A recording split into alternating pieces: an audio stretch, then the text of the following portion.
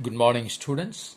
Today we will look into next topic of History Chapter 5, the Age of Industrialization. Factories come up. It's talking about how the factories started settling in India.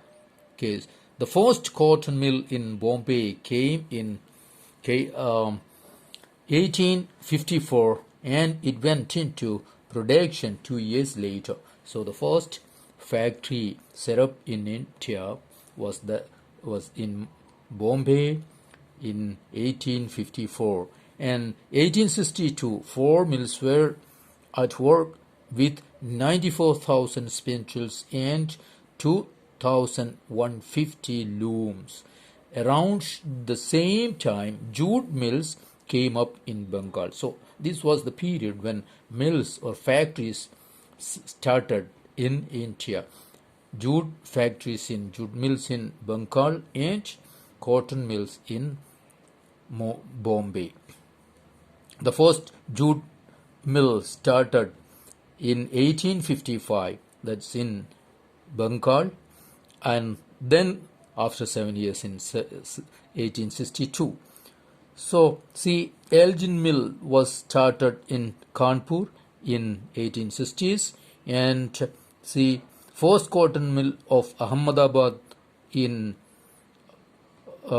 that also after 1 year, that means in 1860s. Then in 1874, the first spinning and weaving mill of Madras began production. So all these means important industrialized or industrial regions have started the mills. Now, how the capital or who were the entrepreneurs and how they got the capital, that's what we have to look into.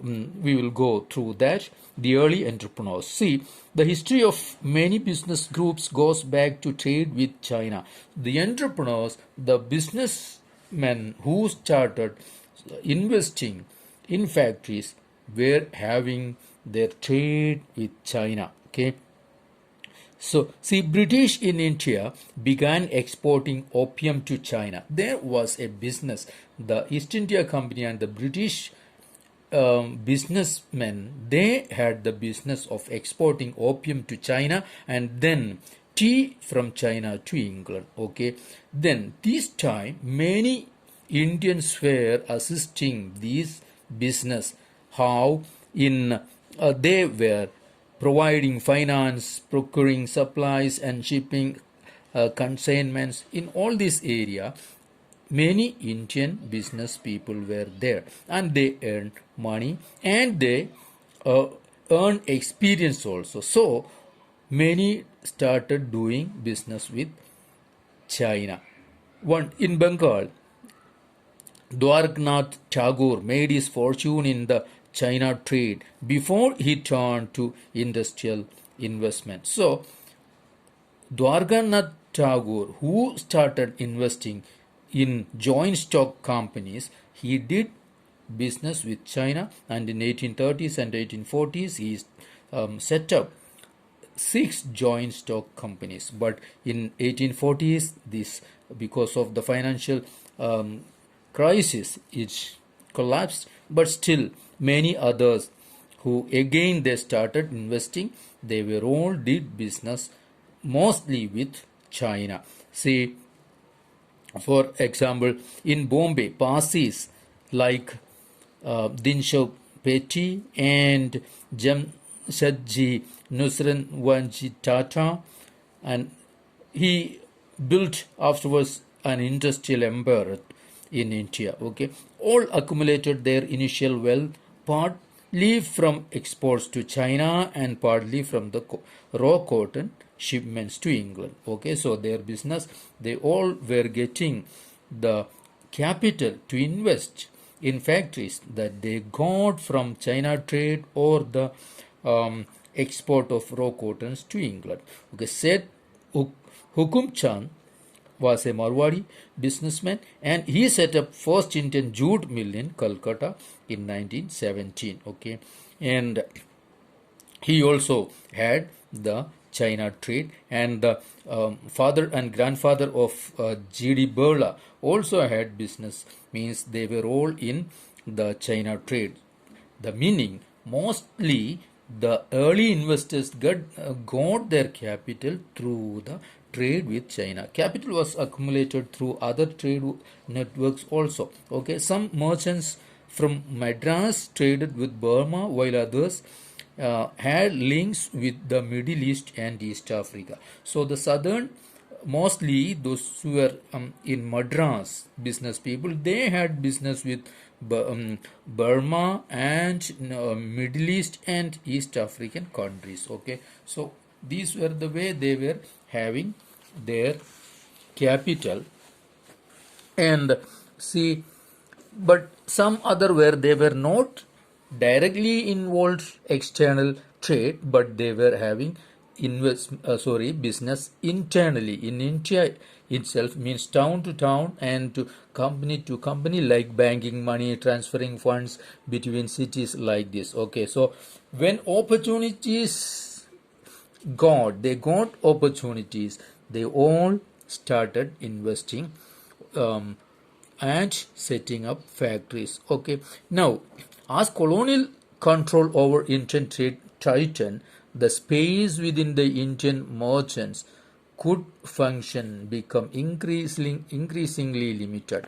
Okay, the now the British or the European traders, they got control in India, and Indian business people, they were not having enough space to do the business. Okay, and they had to export mostly raw material and food grains to England. Okay, so food grains and raw materials, mostly the agricultural raw materials like cotton, opium, wheat, and indigo, they were exporting. Okay, and shipping business, Indians were completely in shipping in business, but they were edged out of that also by the European traders.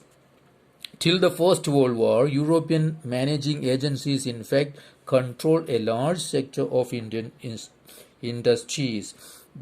Three of the biggest ones were Bird Healers and Company, Andrew Euler, and Jardine Skinner and Company. These were three financial agencies. Okay, they mobilized capital, set up joint stock companies, and managed them. So they were controlling the Indian business or trade, mostly means the financing.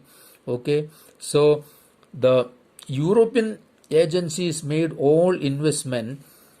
See, most instances, Indian financiers provided the capital, and the European agencies made all investment and business decisions. So the important factor, Indian traders were just providers and the Europeans were the managers. That was the condition. Okay, now we'll look into next where the workers came from.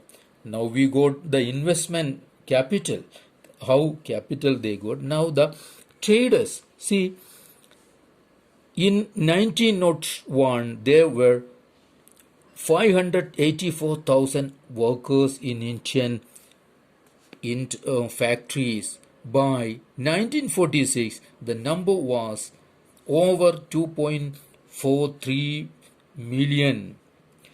So all these workers came from where? That we have to check. See, in most industrial regions, workers came from the districts around. Okay, peasants and artisans who found no work in the village went to the industrial centers in search of work. We have already seen this, that the peasants lost their work, means it was so it was not profitable to cultivate and farming, so they left their land, village, and came to cities, towns, and where the factories were being set up, so they were looking for work there. Over 50% workers in the Bombay cotton industries in 1911 came from the neighboring districts of Ratnagiri. So Ratnagiri district, so mostly coming from Mumbai workers. While the mills of Kanpur got most of their textile ends from the villages within the district of Kanpur. So Kanpur factories were getting the people from that district itself. Most often, milk workers moved between the village and the city, returning to their village homes during hours and festivals. Okay, so new as the news of the employment spread, workers traveled great distances in hope of work in the mills. Now, villagers, people from different places, sometimes from distant places, they started moving to the cities in search of work. Okay, for see, they went work in the textile mills in Bombay and the jute mills in Kolkata. So these villagers, they went to cities like Mumbai, Bombay and Calcutta in search of work in cotton mills and jute mills. Getting job was always difficult. See, though it was, see, factories were being set up, but it was not very easy to get job. Even when mills multiplied and the demand for workers increased, the numbers seeking work were always more than the job available. So the laborers or workers were abundant in numbers, so it was difficult to get job. Entry into the mills was also restricted. Industrialists usually employed a jobber to get new recruits. There was a jobber, okay, who was recruiting the workers into the factory, okay, into the mills. Very often the jobber was an old and trusted worker. The jobber, the agent was a worker, actually an old worker of the mill itself. He got people from his village. What he did, the jobber, he may recruit people from his own village. Okay, ensured them jobs, helped them settle in the city, and provided them money in times of crisis. The jobber therefore became a person with some authority and power. So the jobber, the agent of the company of the cotton mill, he became a strong person or a powerful person because he was bringing the workers from his own village and the people who were known to him. Okay, so he began to demanding money and gifts for his favor and controlling the lives of workers. And now the jobber became a powerful person and he was getting money in return, the favor that he was doing to the workers or the people of his village.